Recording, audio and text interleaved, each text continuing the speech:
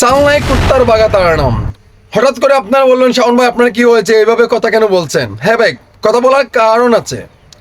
কোম্পানির মাছ বেশি পানিতে আসলে একটু লাফালাফি ফালাফালি করে, আমরা সবাই কিন্তু এটা জানি। বাট তেমনই একটা অবস্থা হয়েছে বাংলা চলচ্চিত্রের ক্ষেত্রে। যেমন নাটক থেকে নায়করা মানে ইন্ডাস্ট্রিতে এসে একটু লাফালাফি ফালাফালি করছে। কোথাকার একটা বট গাছ বা একটা প্যাকেজ যাকে বলা হয়, আমাদের কিং খান শাকিব খানের সাথে আইসা দেখি অমুককে তমুক কম্পেয়ার করে। আরে ভাই, শাকিব খান তো একদিনে দুদিনে হয় নাই। শাকিব খান তার ২৬ বছর কেরিয়ার এই বাংলা চলচ্চিত্র ইন্ডাস্ট্রিতে। শাকিব খান অসংখ্য সিনেমা ব্যবসা সফল দিয়েছে, ফ্লপ দিয়েছে, সব কিছু দিয়েছে। হ্যাঁ, শাকিব খানের সাথে এখনও কম্পেয়ার করলে হবে না, কারণ শাকিব খান হচ্ছে এই সিনেমার ডক্টরেট করা। আপনার তা কিন্তু জানেনই না। কিন্তু আপনি আসছেন, বছরে কমপক্ষে হলো ১০ থেকে ১২টি সিনেমা আপনি দিতে হবে। ফ্লপ যাবে, ব্যবসা করবে, সব কিছু আদার্স আপনাকে নিয়ে আলোচনা হবে, সমালোচনা হবে। তারপরে কয়েক যুগ যাক বা এক যুগ যাক, যাওয়ার পরে না আপনাকে ক্রেডিটটা দিবে দর্শকে। কিন্তু একজন মেগাস্টারকে অপবাদ দেওয়াটা আমি মনে করি বোকামি।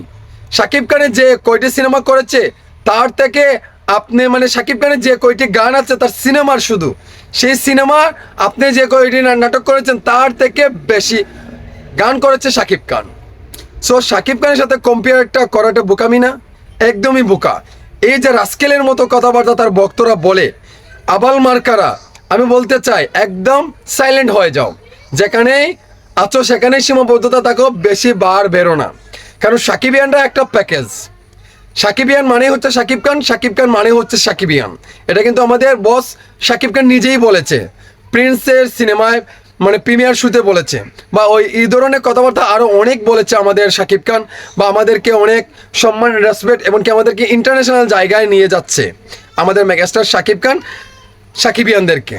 সো কথাগুলো হচ্ছে, মানে আপনারা কাজ করেন, বছরে কাজ করেন, মানে শাকিব খানের সিনেমা আসলে যে আপনার সিনেমা করবেন বা রিলিজ দিবেন তা করলে কিন্তু হবে না। আপনার হ্যাডাম নেই। আপনার যদি হ্যাডাম থাকে তাহলে শাকিব খান ছাড়া, শাকিব খান যখন সিনেমা মুক্তি দেবে না তখন একটা সিনেমা মুক্তি দিয়ে দেখান না। আমিও পারি, আমাকে দ্বারাও সম্ভব। চলচ্চিত্র মানুষ বা মিডিয়ার পাড়া যারা আছে না কেন, এমনকি দর্শক শ্রোতাও আমাকে চাচ্ছে।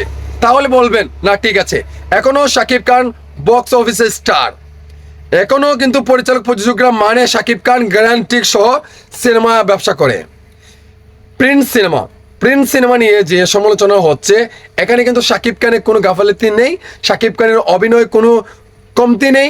কিন্তু হ্যাঁ, কমতিটা ছিল পরিচালক প্রযোজকের টেকনিক্যালি সমস্যা, তাদের ইস্যুর কারণে এটা হয়েছে। এটা তাদের ব্যর্থতার কারণে তারা লস হয়েছে বা লাভ হয়েছে, এটা তাদের ব্যক্তিগত বিষয়। কিন্তু এখানে শাকিব খানের তো কোনো অপরাধ নাই।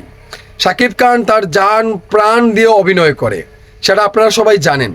সো টুকাই মুকাইদের টাইম নাই, এবার দেখা যাক কি হয় রকস্টারে।